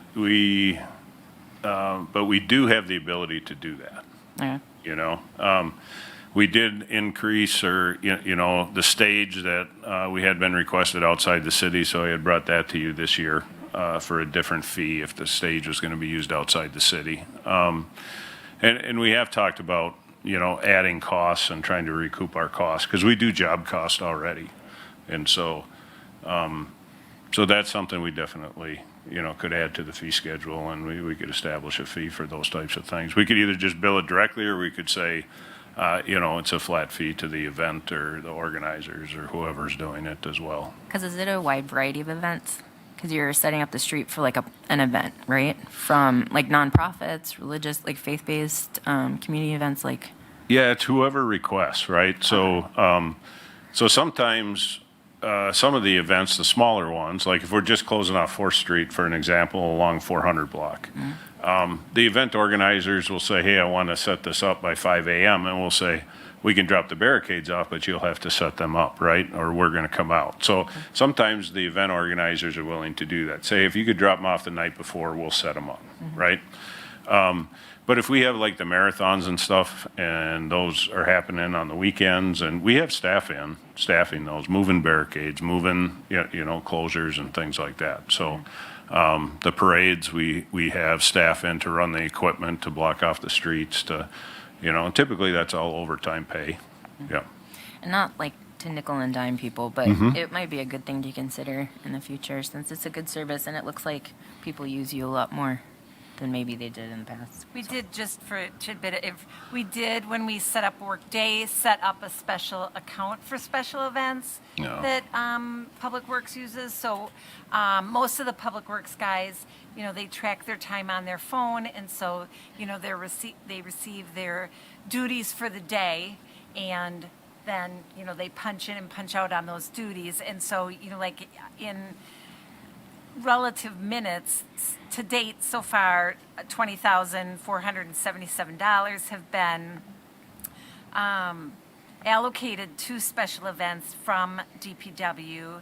And I can tell you, like, by just sorting the information this quickly, which events those are. Like, for example, Wings Over Wausau was just under $3,000. The Labor Day Parade was $2,129. The Art Festival was $1,700. So part of, I guess, our historical problem was actually accumulating what the costs were. But we now do have a good system, and, we talked, obviously it's relying on the accuracy of the timesheets and when the guys punch their time. But I think this is a step in the direction. And so, we did reach out to all of the departments, like Parks submitted their work to date. Theirs was very low, like just about $2,000, I think it was. But police and fire were basically the heaviest expenses on special events. So we can put that, and again, it's one of those things where it doesn't, there is, in the fee schedule, we could charge like per barrel delivered, and I believe it's in the fee schedule already. It's just a matter of implementing it. Yeah, it's a little bit of a challenge, right? Because the comments I've had from, people who are requesting permits, right, with whatever they're doing is like, they want to know what the cost is up front, right? So they can, and that makes sense to me, right? And so we would kind of be billing at this point, we would wait till the end and then bill them back. So I think with historical data, we could give them an estimate, but one of my thoughts was trying to figure out like, is there a way that we can establish a fee per event based on historical, you know what I mean? So everybody knows what the costs are up front, and hopefully save some, back and forth at the end. But yeah, but I would agree with you. Appreciate that, bringing that up. And I always, we do take $140-some thousand of room tax every year and dump it into the general fund. Now, it doesn't go against any specific activity, but it's really, the justification historically was, it was to offset our efforts on special events. Now, whether, like now we could, again, we put the request out to police and fire because they don't actually keep time in workday. Theirs is on a separate system, so they had to kind of go through and give us that background information, but we could, definitely present that to the committee of each of the event, how much time is spent. And I guess that just sort of feeds into what I was reading in the budget. Like, we're more about benefits received principle of like having people pay, right? So, I mean, it just makes sense that there would be something extra if you do an event and use the services. So, Yeah. thanks. Anything else? One of the things we were talking about yesterday when we were going over the capital projects is there's mill and pave 28th Avenue from West Hill Drive to West Wausau Avenue. That was going to be a major reconstruction, but now we're just going to do sort of a stopgap on that stretch. Yeah, so what was proposed in the budget that was presented to you was to repair that section of 28th Avenue that was blown out with the water and the damage, and then extend, not only repair that, but then do a mill and overlay, through the rest of that pavement. It's about $175,000 versus the 1.8 million. So that is obviously not a guarantee that we're not going to see it again. That's the first time we've seen damage like that, in the life of that street. Typically, it's usually on the edges with the storm water. We get some sloughing of the shoulders and things like that. So, mill and overlay, we like to see, 5 to 7 years, if not a little bit more. And so for full reconstruction and stormwater, we'd probably be back here, and that would be on the reconstruct list. It would, though, give us time potentially to apply for DOT STP urban funds to help fund the portion of that project, or LRIP funds, or other funds for that street. Okay. Alder Watson? It made me think, if we're sort of making that road whole again, like, are your plow drivers still pretty freaked out to go down it? Oh, sure. Yeah. So will they you don't close like it? Will Yeah, you they close don't it in like the winter then? Yeah. What's Still? that? Will you still close it in the winter? No, it would still be open unless you direct us to close it in the winter. Yeah. Okay. Yeah, So but no, they don't like it at all. And I've done the ride along, so I can appreciate why they don't like it. Yeah. I think one of the thoughts was with the reconstruction, we're to add gates at the top and the bottom to close. That was part, yes. Yeah. So, Alder Henke? Yeah, and I had heard that when they do have to plow it, they just temporarily close it as they're going down. Right, yeah. And so that's what I've heard, because I've heard a lot of people say they close it, and then people say they don't close it, and Right. So that's a little background there from what I've heard. And it does become problematic, right? I mean, because when it is snowing and early in the mornings and stuff, people are trying to get up it, and they can't get up it, and then the police are there, and then we're trying to get the trucks down, and so it does become a problematic road in the wintertime. All right, anything else? Okay, well, thanks, Eric. Yeah, could I go, can you indulge me a little bit on the Oh, yeah. solar project? Oh, yeah, we didn't talk about solar at all. Right, so yesterday, Mary Ann alluded to it a little bit, and since we're all here, so initially, when we put the budget together, we our initial schedule for the project was to design and bid the project in '26 and then begin construction in '27. In the packet that I handed out to you, the new tax bill, our understanding of it is that essentially we really should strive to begin that project before July of 2026 to make it as easy as possible for the tax credits. That would be at least 30%, possibly up to 50% of the project. There's three different options there. One, to commence construction before December 31st of this year. That just wouldn't be feasible for us at this point. And then if we wait after December 31st of '25, then we have some different federal entity of concern requirements that we have to meet. We think we can meet those because construction doesn't have to be complete until 2030. And so even if there are delays in the types of materials that we need, if they're American-made, we'd still meet that. If we start after July 4th of '26, those FIAC requirements are still in play, and the facility has to be in place before the end of '27. So that becomes a little bit more of a challenge, depending on material delays and equipment delays. So I think one thought, and the reason I'm bringing this up, is that, to budget for that project, not only just engineering, but construction as well, and that is proposed to be borrowing. I am in the process of applying for a EPA grant in the amount of $1.18 million. And the whole project is estimated at $2.5 million project. So I think by the time you get done with the tax credits, at least the minimum, the 30%, and then if we did get the grants, very competitive, it's nationwide, only 6 awards will be given.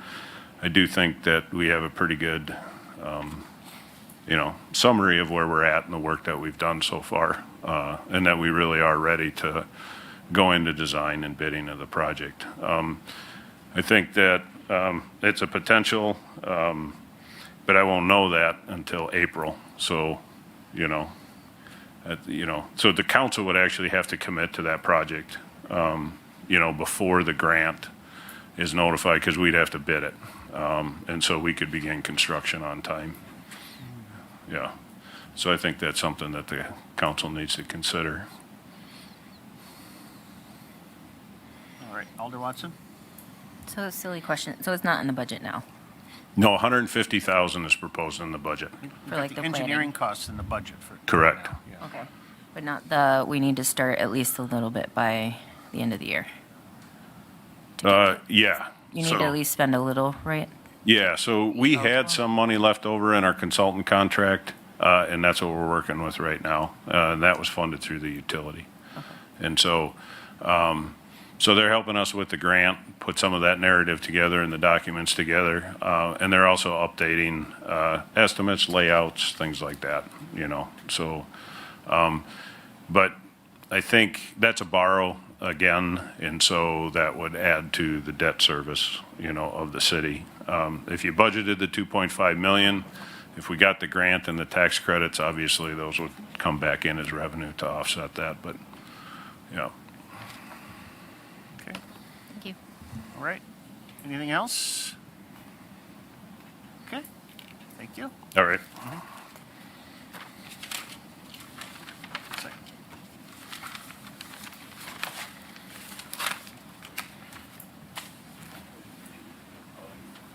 Jerry's ready to go for CCIT, so. Hey, good evening. Good evening. First, I thought I'd just kind of cover a little bit about how we're funded, because it is a little different than a lot of the other departments, probably closer to the parks than anything else. But as I think all of you know, we're basically owned by you, the county, and North Central Healthcare, and it costs about just under $6 million to run the operation every year, and we distribute the cost to fund that 3 ways. One, we look at a 3-year rolling average of how much each of the entities used of our time. We track all of our time to a pretty small detail. So we use a 3-year rolling average of that, Second, if there's anything that we're doing is pass through to support a specific piece of software for the city or the county or North Central, we pass that on to those guys, to you guys directly, and that's in a line item in our budget as direct costs. And then the third is we charge everybody for PCs and phones and mobile devices to try to recoup some of the costs for that, and also to discourage people from buying more equipment than they really need. So it makes departments, think twice about how much equipment they have. So that's kind of how the funding works. We have a pretty extensive physical network in the city here. I think we have 14 locations of the city that are on fiber. So we have to maintain all of that network. Obviously, cybersecurity is a huge issue for us, and we have 3 of our staff dedicated to cybersecurity. So we spend a lot of time and money on that. You guys all hear all the time about moving to the cloud. We continue to, as products need to be replaced, most of the vendors are only offering cloud solutions. We have not found them to be any savings, but there is no other option in most cases now but to go to a cloud solution. So we continue to see that effect on our costs, but we still have a lot of servers. Even though we've moved a lot to the cloud, we still have 290 servers that we support. And that takes quite a bit. We also have a lot of cameras, a lot of squad cars, and I have pointed this out in previous meetings, but I don't know if everyone is aware. We rent the 3rd floor of this building, so the city charges us $10,400 a month, so $124,000 a year. City County IT pays back to the city for rent, and then we are a rider on your health insurance, but we pay all of the costs for that. So the 3 main drivers that we had this year in our budget were one, healthcare cost increases. That was, as you guys saw last night from Mary Ann's excellent presentation. We're expecting a 9.5% health insurance premium increase. Second, there's a small increase in WRS contribution. That's not a big deal, but it's something that got added to it. And then the third thing, and it was talked about earlier this evening, the county had a compensation study done. Ours was done on June of 2025 data, and it showed that we were significantly underpaying a number of our staff. So the total impact on our staff, in order to just get back up to what the compensation study recommended, was that we were 9% below where we need to be. So we did do a 3% increase this year, so that comes off the top of that. But next year's budget includes, starting in March, software increases to get anybody that fell off of the new scale, at least onto the new scale. So those are some of the kind of core bases that happened. I can tell you that Carol and I went through our budget just like you heard from all the other department heads tonight. We went through it with a fine-tooth comb, if you like that terminology. We went through line by line, and I'll go over a couple of the highlights tonight. That reduction, going through line by line, ended up with a cut of $150,000 to our budget. But it's important to note that this has stripped our budget to the absolute bare minimum. I don't carry a rainy day fund, so if we get into 2026 and anything comes up that I can't cover, the only way that I can cover it is to come to you guys and ask for it out of your contingency account. I don't have any rainy day fund. I get to the end of the year, and I usually don't even bill back to our customers for all or part of December if we think we're going to be under budget by that amount. So that's really important, I think, that you guys understand. If your budget's at a bare minimum and you don't have any you don't have a contingency account, then anything that comes up is going to be a problem pretty quickly. So I'll just give you a couple other highlights. We think that we'll probably have one person leave voluntarily through sometime earlier in the year. So we have a $85,000 reduction in our salary budget because of that. I don't know if that'll happen, but we did what a lot of the other departments did, which was assume that we'd have some open positions and that we would hold those positions open for quite a while. So that's in our budget.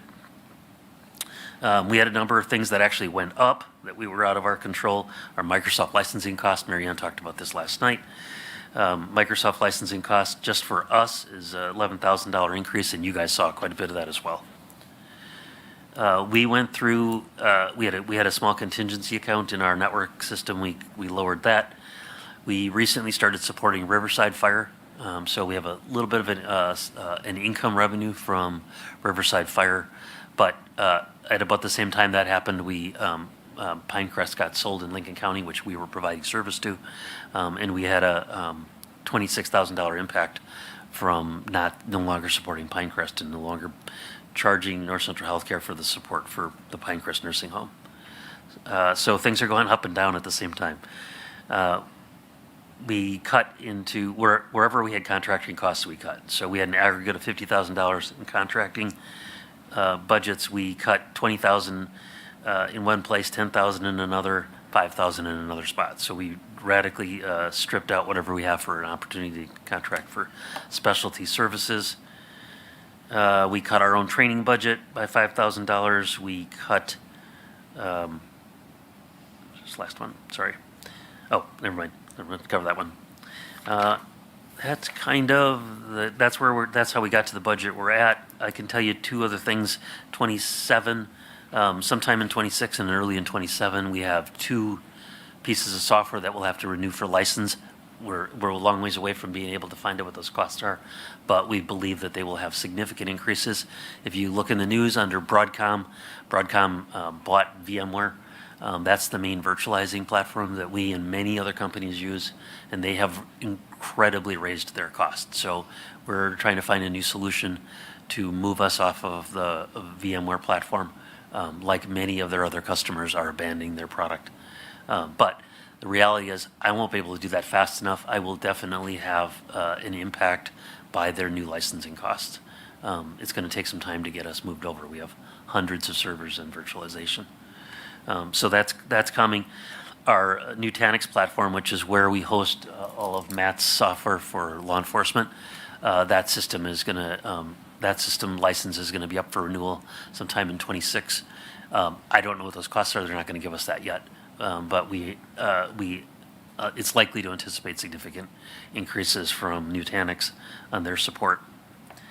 And then if I can mention one thing on the CIP, we submitted 4 CIP requests. 2 of them are in your budget.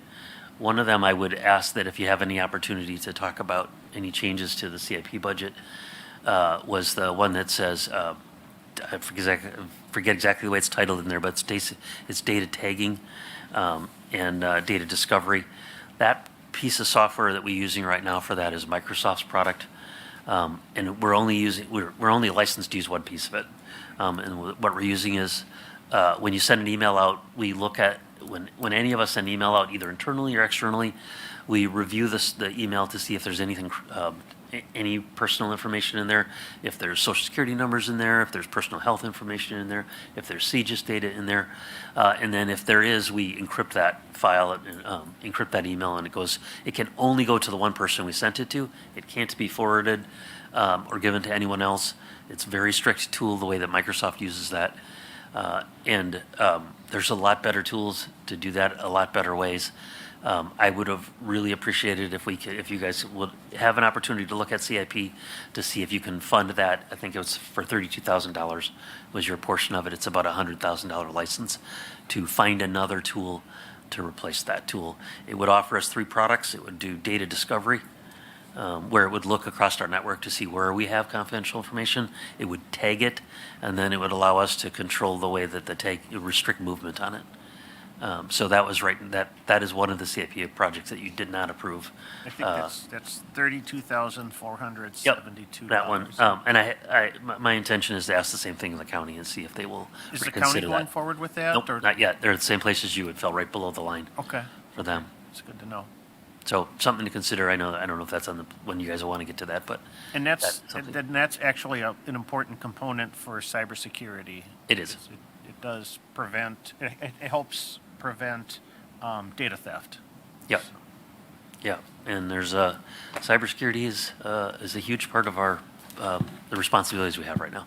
Yeah, I would say so. You hear, every day you hear about a new, public entity, municipality, hospital, school getting hit by this, even in our states. So Even all around here inside our county and the county Locally. around us, the Yeah. school districts,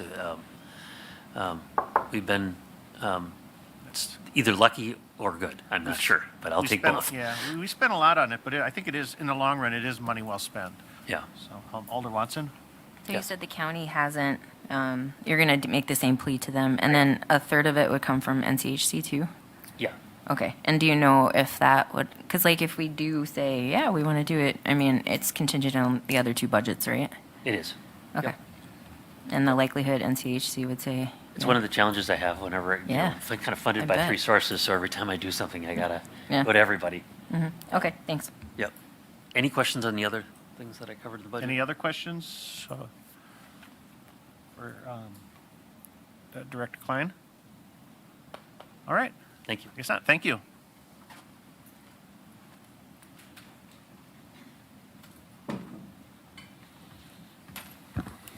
Good evening. Hi, good evening. My name is Ron Schenke. Some of you have met me, some of you haven't. I'm the interim transit director for Metro Ride. And as most of you are aware, we have gone through some challenges over the last 3 years at Metro Ride since Greg stepped down from his position. But I can let you know that our team has been very hardworking. They've done a great job, kept buses moving for the citizens of Wausau. I'm proud of them. They've done an extraordinary job. It's not been easy. And with that, in the budget savings, we do have some short staff right now in the management department, and we intend on keeping it that way for a short time. We also have taken some of our full-time bus drivers that have stepped down, and we've hired part-timers in place of them, and we will do our best to maintain that as long as we can. It's a challenge because if we lose drivers over them not moving forward, because our expenses are set. The miles we drive don't change. We drive the same amount of miles every day. We put the same fuel in. Fuel cost changes for us, and we've got old equipment. With that being said, we did get the grant for 10 new Gillig buses that will be coming. With that, there's going to be a budget reduction in 2027, but maintenance cost is going to go down as well. The buses we're using right now are considerably old. Most of them are well outside of their useful life. And after we receive those 10 buses, we'll only have 6 buses outside of useful life at that point, which will be a pretty extraordinary time. Even our paratransit buses will all be replaced this year from a grant that was 100% coverage on those buses. So we also have a grant available to do a technology upgrade that we're working diligently to try and get moving forward. That grant is also 100% funded to help our passengers know where our buses are at all times and to keep things moving forward. Outside of that, the last year, you've probably heard there's been a lot of upgrades to Metro Ride. We've done a lot of repairs, a lot of equipment replacement. So going forward in 2027, our expenses are going to go down because all equipment's been replaced. And if we do it in the same manner that it's been in the past, the van that we just replaced for the supervisor went from a 2004 to a 2025. So that means we got 20 years for that vehicle to get replaced. So I think we're covering ourselves pretty good at this point. We don't put a lot of miles on our supervisor vehicles and our utility vehicles, so they do last longer than most, and all of our buses will be upgraded. I don't know if there's any questions for transit, but. Any questions? I would just add that, at this point, we never know what our grants are going to be, because that doesn't come out until June usually. Right. I think it was the very end of June that we found out what our 2025 grants were going to be. So we just used the grant levels for 2025 when we did our 2026 prediction. Yeah. And when we do that grant, we typically make sure that we have sufficient funds so that if we run over for whatever reason, we've got some contingency built into that grant because, if you run short, it only goes to the maximum of what your grant budget is. So that will be coming up. I think that grant is usually due mid-December. Yeah. Yeah. And we have historically run short on the grants where it rolls over to the following year, correct? Yes, we've not been Yep. spending Yep. the full amount because, again, with the lack of directors and a lack of leadership and a vision of where we're going, we've not been spending the money which is what kind of created this with the capital grants too, where we're behind on spending the grants. So that has been awesome that we've been able to really sit down and allocate those funds. And we do have all grants up to date. All the ones that we were going to lose, we did get renewed. We didn't lose any money through any of it. Somehow we were able to get extensions and push through, and we didn't lose any of that money. So, Mayor, do you have something to add? I understand we did add one route. Can you oh, we describe did, that? yes. Northern Valley Industries asked if we could help them get some of their people moved out to there. So I did a little survey to kind of see in my mind how could I do that, because they didn't have any funding themselves. We don't have any funding, but we have drivers that come in and they drive for the school route times, and we pay them 2-hour minimums. And I was able to put together a time frame with Northern Valley where we could send a bus out that they first go to school, they drop the kids off, they come downtown, load the students, and go out. And we didn't add any labor in the morning. And then in the evening, same thing. They go straight to the TC or to Northern Valley, pick up the people, bring them to the transit center to transfer, and no labor cost increase at all. Only fuel from driving from the transit center to Northern Valley and back twice a day. And it's been a success. We've averaged 16 passengers. Sometimes there's 18 passengers every day both ways, which is 36 passengers a day. Adds up really nice, you know, to add to the passenger count for the year. And also Northern Valley is excited because they have a lot of the unhoused population going out there, so we're providing them a service to get them to work. That's great to hear, because that's a need that's been unmet for a long time. So, Alder Tierney?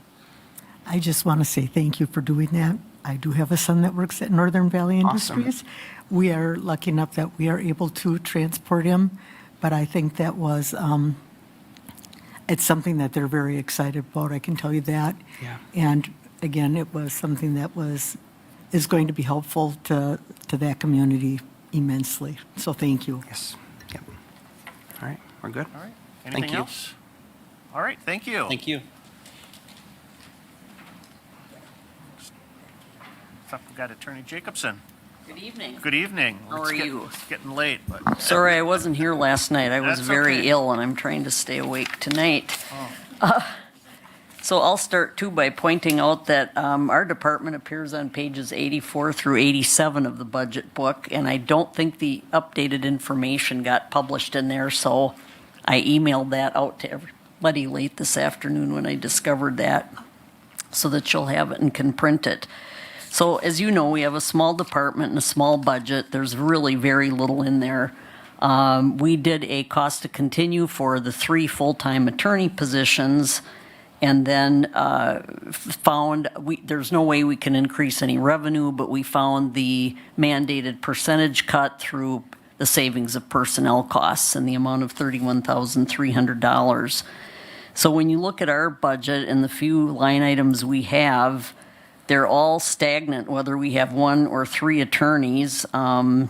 Process service, witness fees, leased office machines, office supplies and paper, our e-time subscription, insurance bonds, insurance allocation are all under $2,000 a line item. It's very small. Our subscription to Westlaw, which is a research tool, does go up by about $2,000 over and again with each attorney that's added, so that's variable. Obviously, our CCIT charges go up with each attorney, but that's rather small. Our Marathon County bar dues doubled from $25 to $50 a year. And so that obviously the state dues and the membership dues increase with the number of attorneys we have. And then we attend one conference a year, which is put out by the league, and that's how we get all of our credits, is at our municipal attorneys conference. So obviously with the registration of 3 attorneys rather than 1, and hotel expense, that's the only other variable. So what we did is captured that savings through the 2 vacant assistant city attorney positions, which were vacated on July 19th of 24 and 11/12 of 24. As you all probably know by now, we contracted with an outside municipal prosecutor through Davchik and Varleen Law Office on November 17th of '24. So that annual contract will be coming up this November. We pay a member of that firm $200 an hour. He averages between 20 and 30 hours a month. But that was something we needed to keep going because I think you want to continue to receive your municipal court revenue.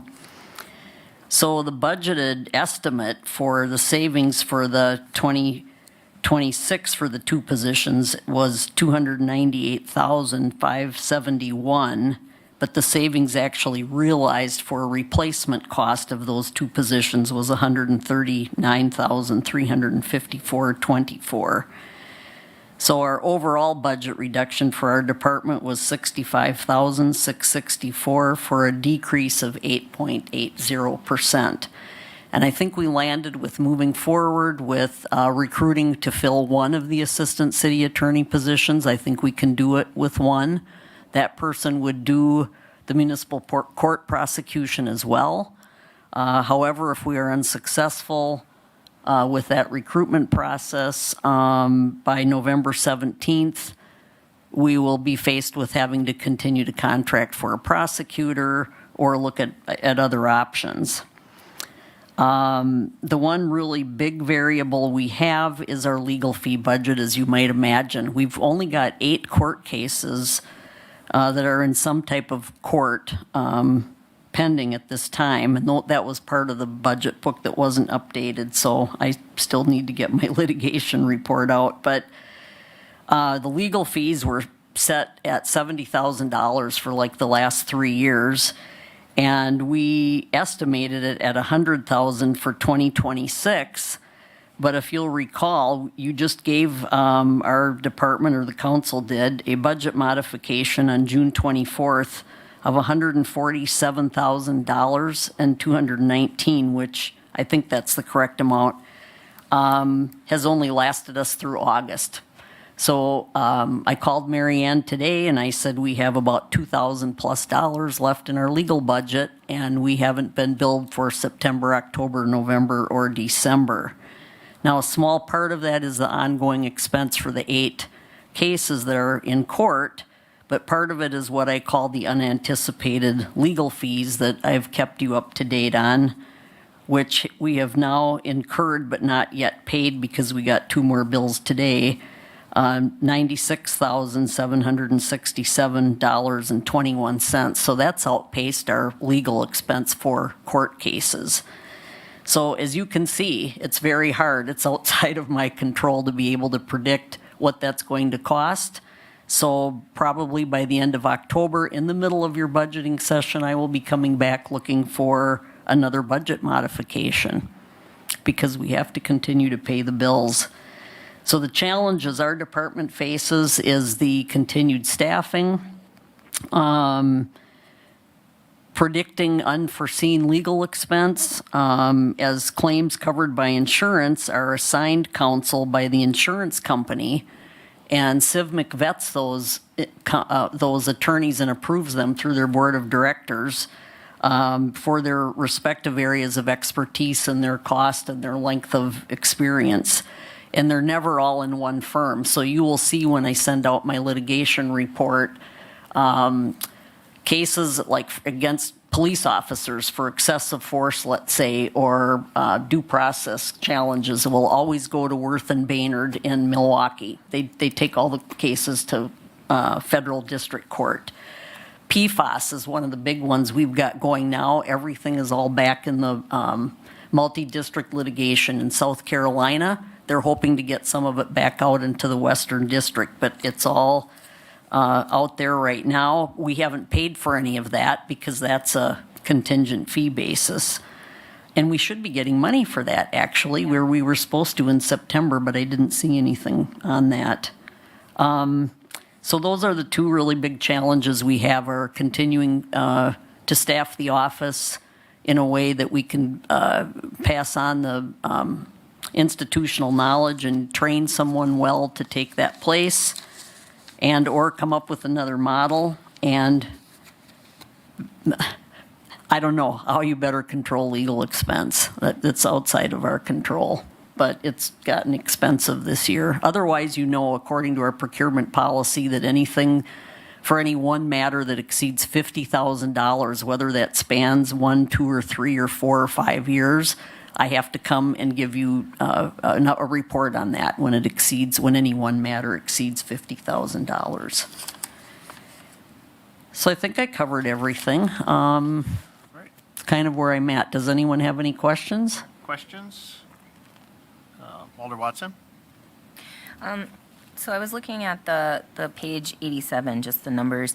So the personnel services, is that hoping for hiring of another attorney, right? Is it? One attorney. One attorney. Yep, One one. attorney. Yep. And then the contractual services, that's for our, that wouldn't be for like the municipal court. It would be for the, like, the outside litigation, like you were mentioning, with like the. When you talk about other professional services? It says contractual services. That would, That would include 105. your professional services. So I right, think like it's Runkle Abstract if we get a checking Yeah, letter or and something your like legal- that. And legal assist, any legal that you do too, Right, yeah. okay.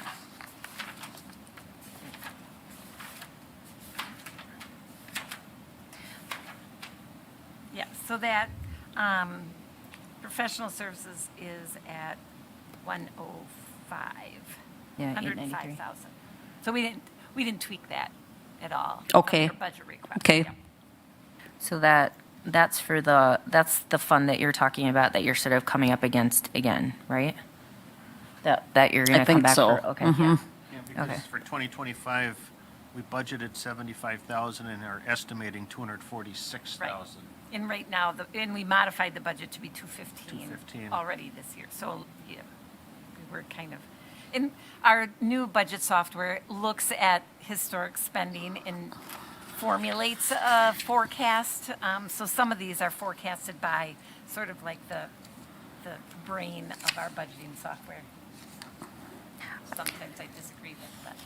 Well, so 100,000 of that was unanticipated legal expense. 106,680 is just paying the contracted prosecutor through August for 25 to 30 hours a month. And the rest of it would have gone toward court cases. All right. Thank you. You're welcome. Any other questions?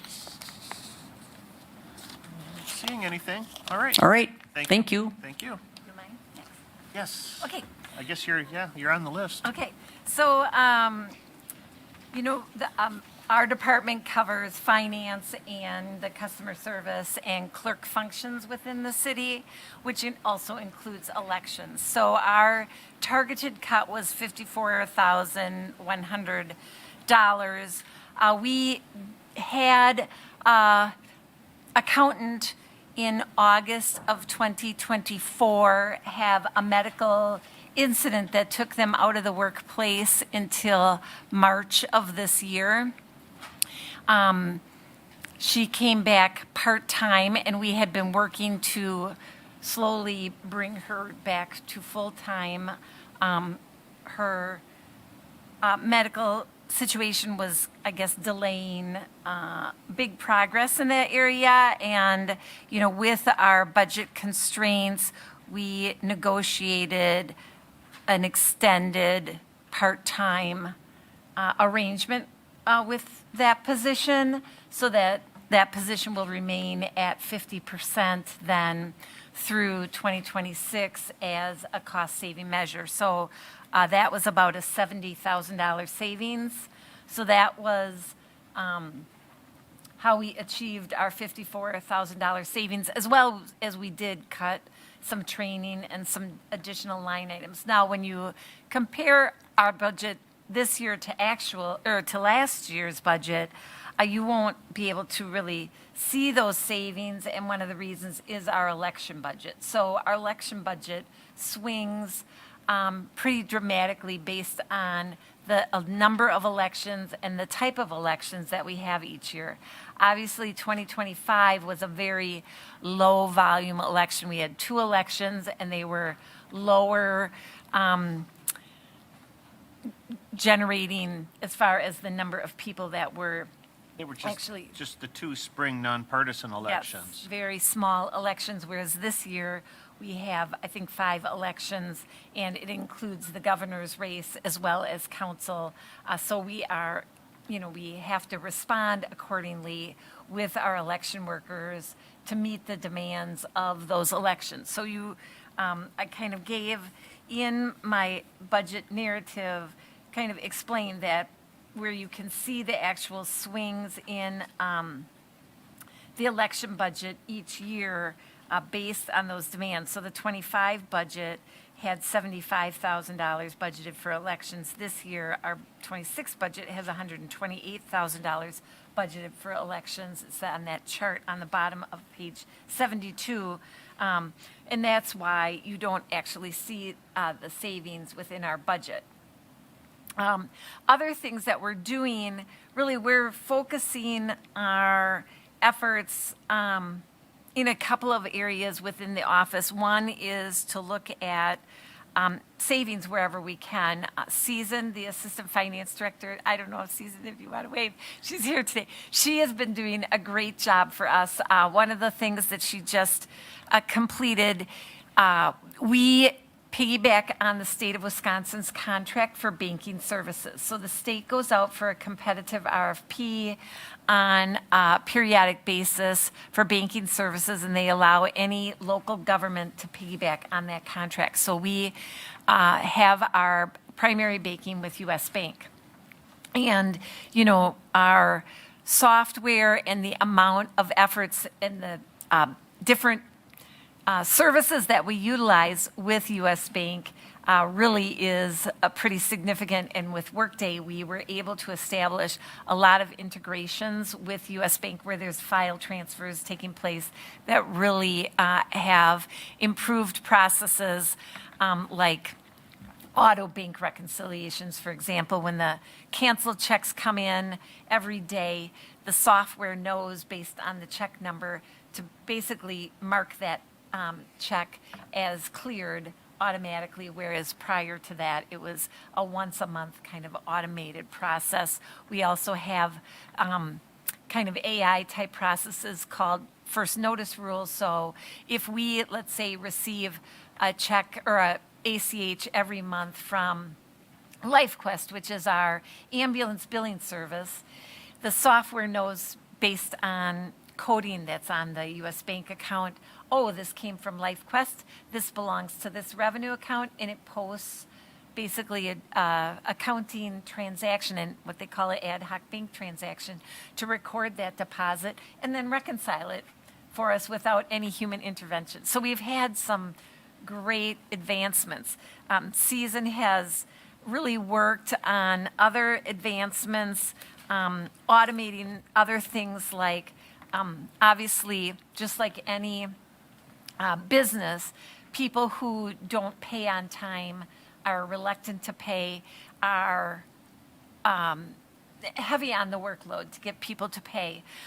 We, as a local government, are fortunate that we have the state of Wisconsin's professional debt collection system at our available to us to use, but it was always very labor intensive to go through, find out who was delinquent and get them posted on the system. Susan has automated that so that it's generating those delinquencies. It generates the letter because we are required to send a letter to anyone who's delinquent that we're going to send to the state. It sends that letter now out to them. Another example is stale checks when people don't cash their checks that we send them. There's specific laws for sheeting those stale checks. Susan automated that this year. Another area that we're trying to improve efficiencies within the work of our department is really improving and building on more integrations into the software. So we just completed, Susan spearheaded and completed an integration with Portful, our loan software. So all of the loans that community development maintains, we now have an integration with our point of sale software. So when when someone comes in and makes a loan payment to us, it posts to that software at the end of the day without another human intervention, because we would have to, when we have these subsidiary receivable systems that kind of stand alone, it really takes multiple transactions. First, you have to post it, so it goes to the bank, then you have to post it to your accounting records, and then you would have to post it to that secondary receivable system. And now it's all takes place seamlessly. So those are the kinds of efforts that we're doing within the department, which is allowing us to maintain and reduce that position. Though we do have, other work that we're trying to complete, and work that happens without us even wanting to necessarily do anything. A good example of new work that we have is with the Big Beautiful Bill. The exemption on overtime has been quite a burden for us. That Big Beautiful Bill has a lot of stipulations in it, so typically, for example, it's, when you're working overtime, you're either working time and a half or double time, maybe depending on your work schedule. It's only the half that is exempt from income taxes. It's not the 1.5. So we basically have to look at every single person that has earned overtime this year and put them through basically a flow chart to see, because there's other stipulations. So we, have people who are salaried who make overtime. Their overtime is not tax exempt.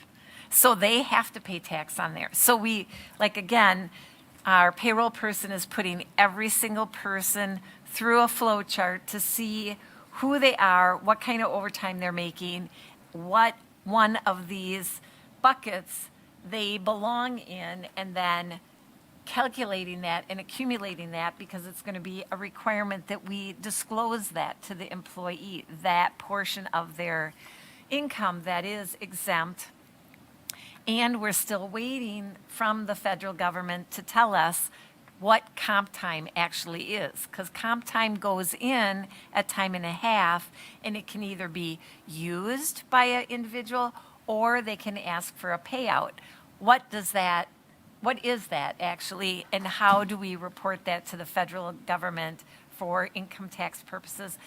That answer has not been provided us with yet. So we get work that we don't ask for. Oftentimes, we've seen a huge workload with all of the new grants that we're getting. While we really love all of our grants, it requires a lot more accounting. And so we have seen a workload increase.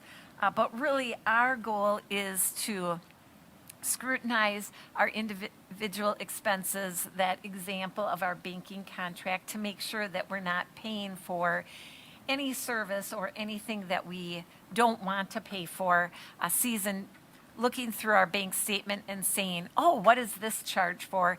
Calling the bank, saying, what is this charge for? For example, we found we were getting an upcharge because US Bank came up with a new workflow that helps them be efficient, which says all deposits must be in a tamper-resistant bag, and in that bag must have 2 compartments, one for checks, one for cash. And if you don't follow that rule, you pay a penalty per deposit that does not comply with that new process. So, and we have satellite office like police and transit who make their own deposits. So she's been working on those bank statements to make sure that we are spending as little as possible on our banking fees, and then working with the departments if we're having problems complying with those regulations so that we can pay the minimum rate instead of the premium rate.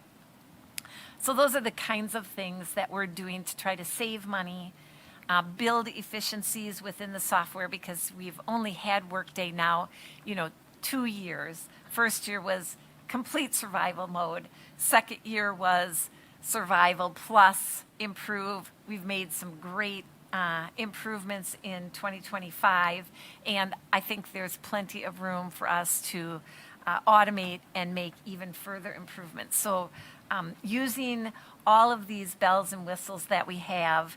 And then our other focus is cross-training and standard operating procedures. You know, we, as I think was alluded to, cyber security attacks that are happening in other organizations, as well as turnover, in keeping staff trained and cross-trained so that it doesn't matter if someone has an illness, leaves the firm. A good example, again, is payroll. Our payroll person has been with us since 2014. She had 2 years working under the payroll person that was retiring, because we do have a very complex payroll system with all of the union rules, the special pay that all of the people get. So we have a backup, and since 2016, we've had, so in 9 years, we've had 5 people in that backup position who have worked for us and then moved on to other places. And so basically, our payroll person has been in continual training mode with backup. So, you know, we strive to always have cross-training and have good standard operating procedures, but the real world takes over sometimes, and we start over. And that really is kind of what we do every day. Look for improvement and efficiencies, try to provide better information every day, use our software to the maximum capacity, and make sure that we can get payroll out every 2 weeks like we're committed to for our employees. Well, thank you. That's quite the update. Any questions for customer service for Mary Ann? And I think, you know, like Jerry said too, with automation is everywhere now, and technology. You know, even when we look at elections, just keeping the Badger books current and up to date is an expense that we didn't have when we weren't automated. So I think that is a new budget impact. I think we talked about this at CIP too, when we look at policing and what policing uses now for technology that they didn't use maybe 8 years ago, 10 years ago. It's just night and day.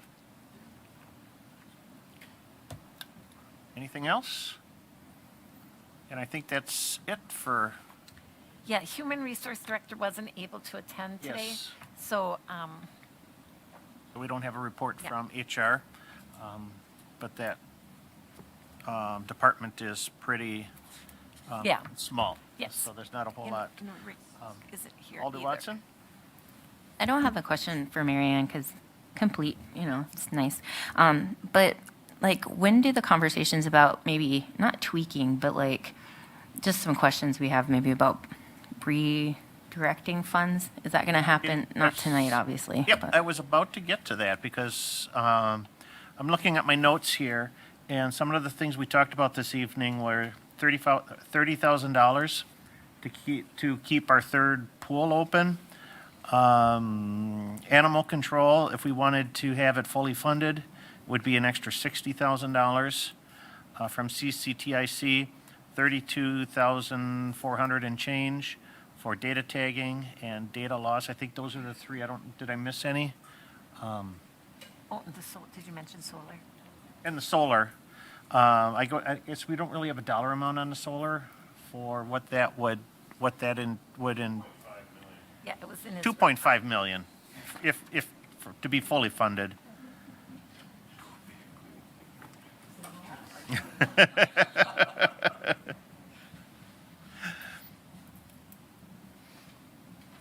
If we were going to do the complete project in 2026, that's for everything.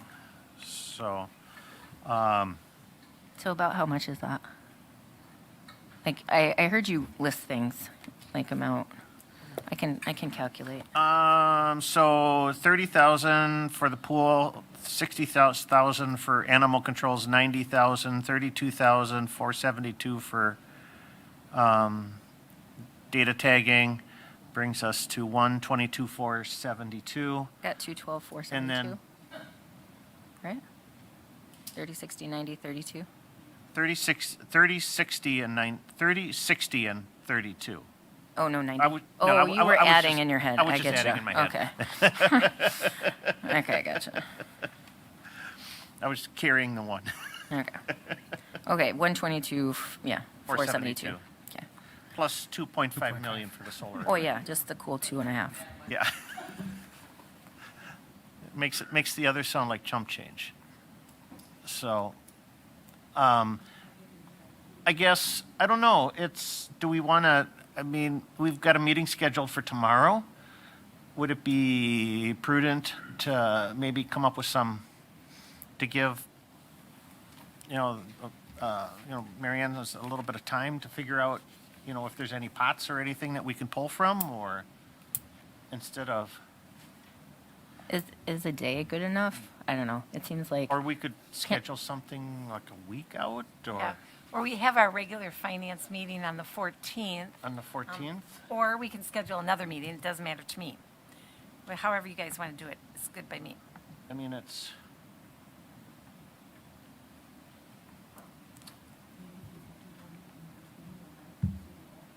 Sure. Let me look at the city calendar once.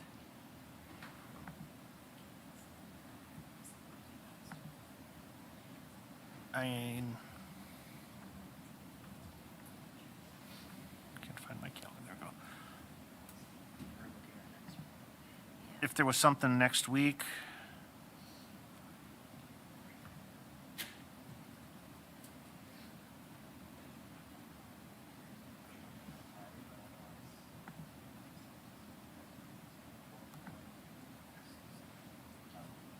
Thursday, the 9th would be infrastructure.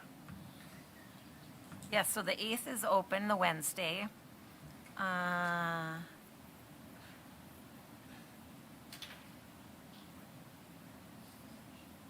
Could meet then. is Tuesday open? There's economic Parks. development on Tuesday, and we will most likely have a joint finance and ED meeting that evening. Oh, We'll really? just talk about that. So could this piggyback on that? Randy, you thought your meeting was going to run long, didn't you? Yeah. I think the finance items were going to be front-loaded on the meeting, and then, because the rest of the economic development stuff was going to take more time. So we'd have to, What about after park on Monday?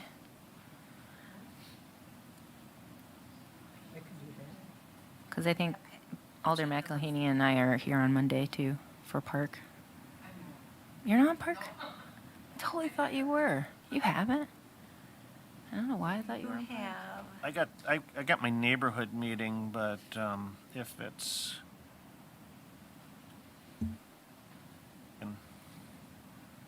I don't know what the park agenda's like. Oh, the agenda's here already.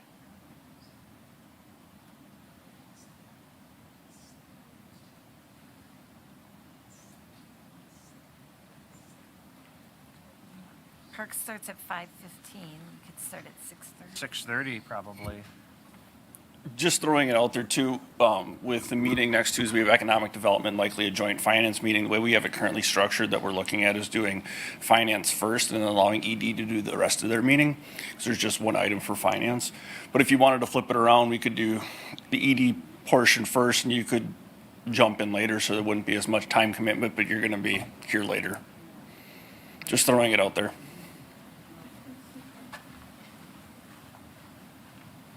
Yeah, that agenda's not available yet, so.